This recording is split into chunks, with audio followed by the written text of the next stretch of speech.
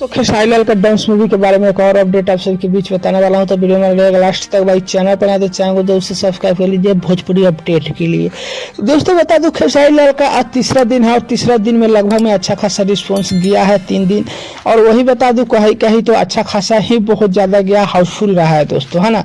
Finally बता दूं कुल मिला जुला के कि इसके कलेक्शन के बारे में बहुत लोग सवाल उठा रहे हैं, तो अभी इसके बारे में कुछ आगे भी बात करेंगे हम।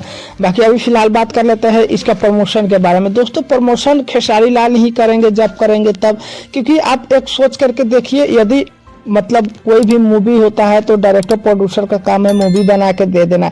अब ऑडियंस जाती है देखने, जनता जो भी जाती है वो तो डायरेक्टर को देखने थोड़ी जाती है, वो तो एक्टर्स लोग को देखने जाती है ना।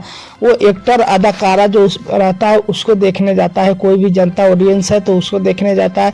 तो साफ साफ सिंपल सा फंडा है, यदि अगर प्रमोशन करना है तो खेसारी लाल खुद इसका प्रमोशन करे, वरना इसमें डायरेक्टर प्रोड्यूसर का कोई मतलब ये नहीं है ना दोस्तों। बाकी आप समझ गए होंगे मैं क्या कहना चाहता हूँ। वही बता दूं खेसारी लाल का डांस मूवी के लेकर के, डांस मूवी का हो सकता है कि 1-2 दिन में और ही अच्छा खासा रिस्पॉन्स जाए। हालांकि इधर तो मैच आ गया तो थोड़ा बहुत और भी मिस्टेक हो ही जाएगा।